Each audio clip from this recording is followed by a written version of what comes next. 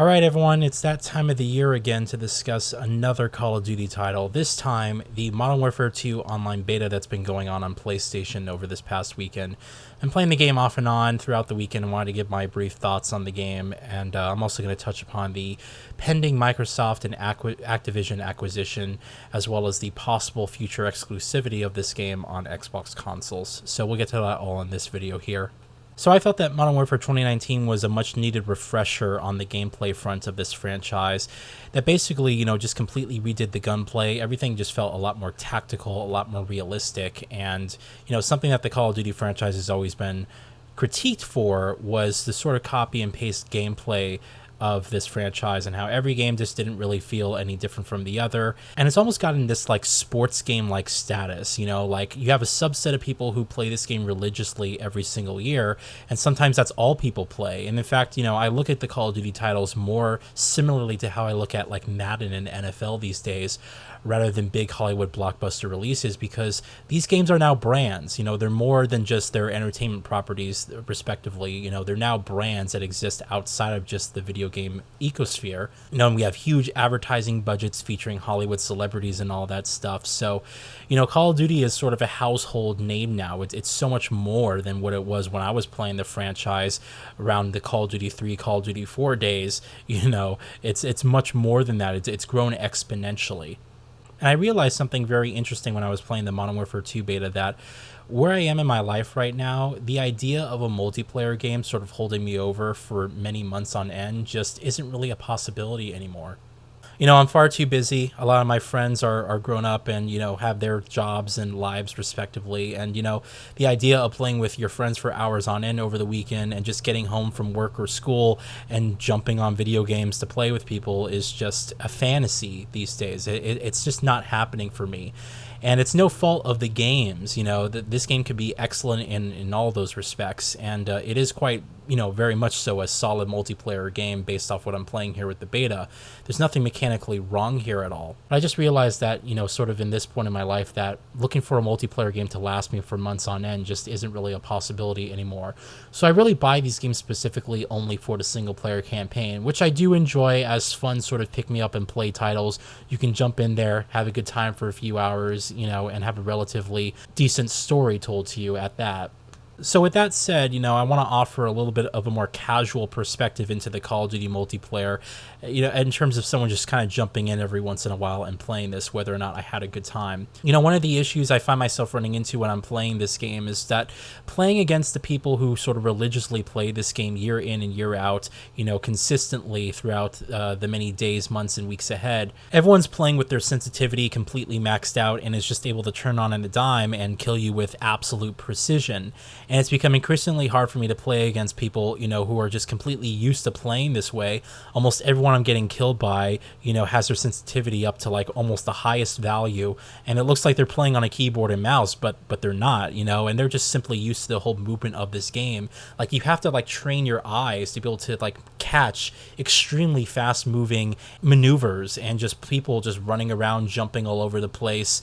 That's still an element with this game that quite annoys me when you're playing against someone and all of a sudden people are sprinting and jumping over staircases, vaulting over all these objects. And it's almost like you imagine them playing the game in slow motion, being able to react to things so extremely quickly.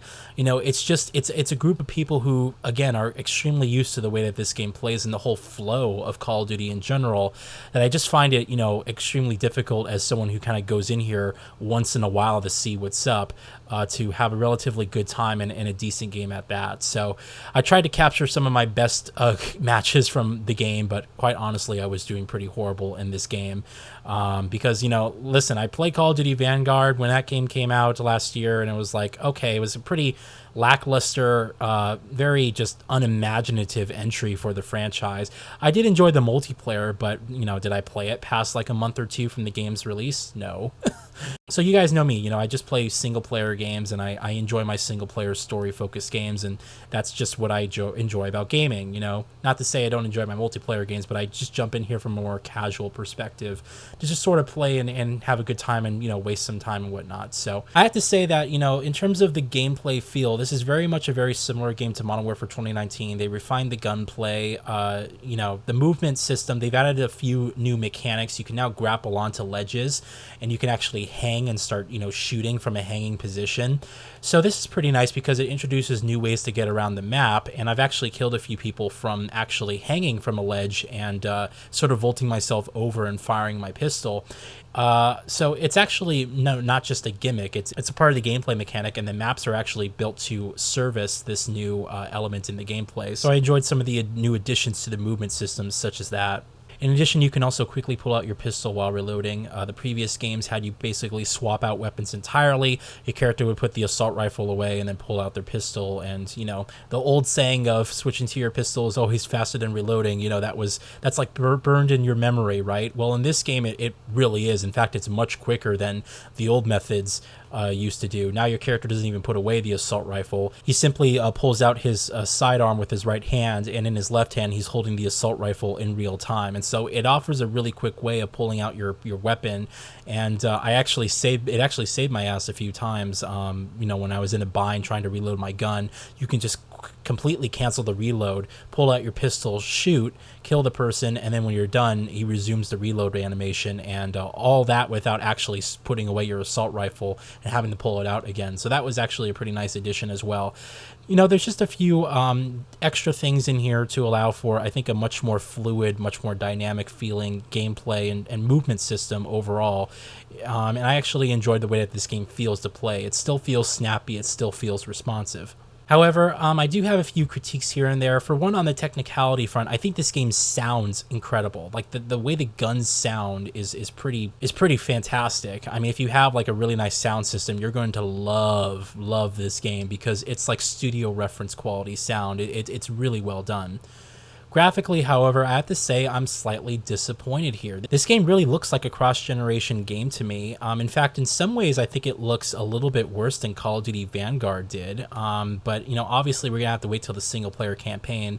It's basically common knowledge that some of the graphics do take a bit of a dip when it comes to multiplayer experiences because obviously, they want to have a fast response time. And these maps need to be laid out in a way that allows for easy visibility of enemies at the same time. Have a visual design language that's easy to understand. So I can't really judge the game fully on the graphical front in that respect, but based off of playing the beta, I did expect the game to look a little bit better than what I'm seeing now. It's very clearly evident to me that this is a cross-generation game. It really does look like it, and I don't know if we're going to get a ray tracing implementation with this game's full release. Call of Duty Vanguard completely went away with this game's ray tracing, whereas previous entries had the ray trace shadows. So I don't know if we're going to get that with this release. We're going to have to wait and see for the single-player campaign, and hopefully the campaign does actually provide a pretty good graphical jump to the prior entries in the franchise.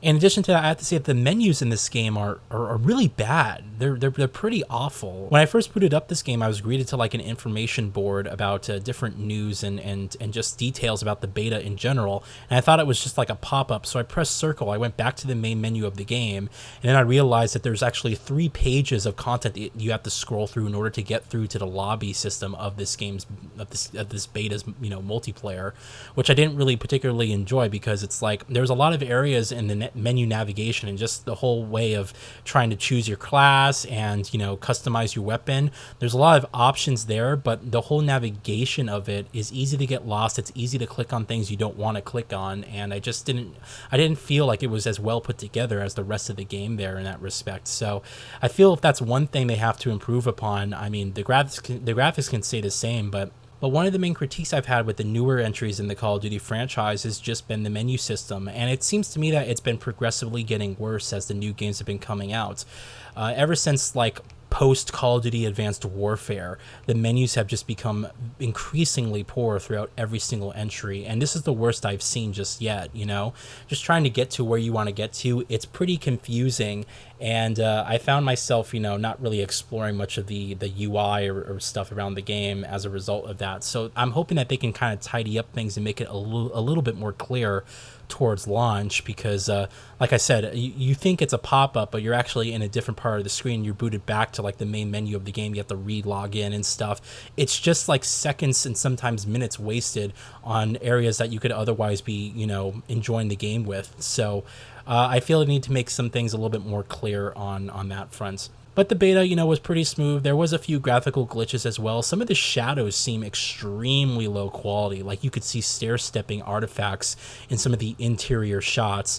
And I noticed that some of the reflections, the game doesn't make use of any ray trace reflections in this beta. It's mostly screen space, but the windows on buildings use cube maps, and these cube maps are like completely different to what is actually going on in the environment. And this actually hurts your ability to see people inside buildings. Sometimes people will be, behind windows. You can't really see them very well because the cube map is just a horrible rendition of something that's not even in the environment.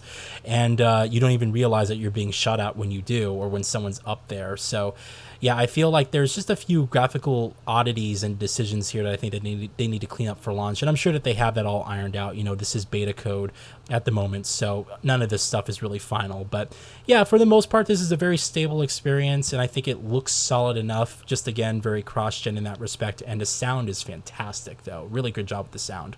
Now, briefly, let's just touch upon the acquisition regarding Microsoft and Activision and what's going on there. Obviously, the reason I haven't really commented much on this is just because I don't feel like I'm being affected, and I'm really not. I have a PlayStation 5. I have an Xbox Series X. If Call of Duty goes exclusive to Xbox and PC, I'll be fine. I have a platform to play the game on. I definitely understand the frustration if you're a consumer, surrounding especially if you play this game religiously throughout the many years. Because now the future is unclear whether or not Call of Duty will come to PlayStation in general. And, there hasn't really been a clear picture. I think it's a bit hilarious, just from an outsider's perspective, of Sony's tantrum and crying surrounding Microsoft's possible decision to do whatever they want with their newly purchased franchise now. But, from that perspective, I'm kind of laughing at just the corporate discourse that's been going on between these companies and these leaders in charge, and Jim Ryan saying it's inadequate. I think it's a bit funny. But exclusivity is something that's a bit interesting, because the conversation surrounding it has changed. The whole entire outlook of it has actually changed, where I think it has a much more negative connotation than it did even when I was growing up playing games. Because when I was playing games across the original PlayStation, PS2, PS3, and all that stuff, it was like an exclusive game is what incentivizes you to get on that platform, and it was just part of gaming. And nowadays we see like a new generation of gamers coming in, and everyone's expecting more and asking the question of why. Well, why does it need to be like this? Why do exclusives need to be a part of anything? And we've even seen things like crossplay become sort of normalized in gaming, where now you don't even need to have the same system, the same platform to play with your friends on. And so the entire landscape of gaming has changed. I believe exclusives are inherently important to a platform's identity, and without them, there is no incentive for going with one or the other. But as a consumer, it can be a difficult decision. At the same time, I sort of have to wonder, does anyone really stand there in a store with their arms crossed saying, well, what should I get today? Should I get the PlayStation or should I get the Xbox? And then look at the exclusive game offerings for each. I think everyone else has a really clear understanding what platform they want and why they want to get that platform. Odds are if you're buying a PlayStation, it's probably because you grew up playing on the PlayStation platform. That's just sort of the ecosystem that you're used to. That's what you like. Same thing with Xbox. You probably grew up with the Xbox platform and ecosystem. That's just what you're used to, and that's what you like. And that's sort of why you enjoy playing on these platforms. I don't know necessarily if anyone sits there and actually considers the exclusive options for each platform, or even whether or not they're actually a deciding factor in terms of someone actually picks up a PlayStation or Xbox or whatever in that case.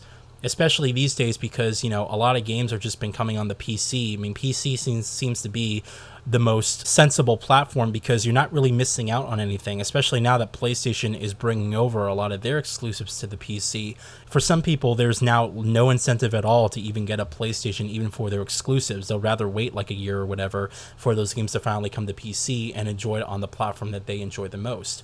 again, I'm not really affected by this change, whether or not it becomes exclusive, but as a consumer, we're all victims in this war that's going on, in business, trying to incentivize people from a competitive offering that their platform is the better choice to play these games on. And so, with Microsoft, I understand and absolutely, find sense in them making the Call of Duty games exclusive to their platform. And I don't think that they'd be missing out on much of anything. No, the PlayStation ecosystem is substantial. It's definitely large, but combined with the PC, which is arguably even larger than both PlayStation and Xbox combined. I'm actually not sure about the metric on that, but I think there are more people on Steam and just PC in general than there are across PlayStation 4 or PlayStation and Xbox combined, just those two ecosystems and platforms. So I don't think Microsoft is going to necessarily miss out on much if they decide to make Call of Duty exclusive for Xbox entirely. But I can also imagine a future where maybe Warzone is third party across all platforms, and it's just a single player and competitive multiplayer Call of Duty experience that is exclusive across, the Microsoft devices and PC. So we'll have to wait and see how it is. For me to even complain about anything is a bit inappropriate because I have both platforms. I'm not affected by any decision what they make. And honestly, I see the Series S go on sale quite often, sometimes as low as $230, $240. So the price per entry, if you are only on PlayStation and Call of Duty honestly means that much to you, like it's so substantial that you really want to play the game, the cost per entry, is basically as much as what a last generation system costs today, right? Because the PlayStation 4 is $200. If you get a Series S on sale for, under $250, you're basically looking at, Nintendo Switch levels of pricing. And yeah, maybe to play one game, but with all these other franchises coming, to Microsoft now, we have Starfield and all these other games. It actually isn't that much of a bad investment. So you begin to play these games, and the price, the cost per entry is not even that substantial to begin with. So yeah, I understand the frustration there. But again, the reason I haven't commented on it is because I'm not affected by it, and I don't feel like it's my place to even complain about anything like this because I'm not part of the people that are being affected, So anyway, let me know what you guys think about that. I'm happy to discuss more in the comments below. And if you've been playing the beta, let me know what your thoughts are. And yeah, I'll probably be picking this game up sometime shortly after release. But again, it's going to be specifically for the single player campaign for me. I'll probably jump into the multiplayer, here and there. But in terms of more hardcore multiplayer experience, I just think those days are so far behind me and they're just never coming back. And playing this beta helped me realize that. But all right, hope you guys enjoyed this video, and I will see you later. Thank you.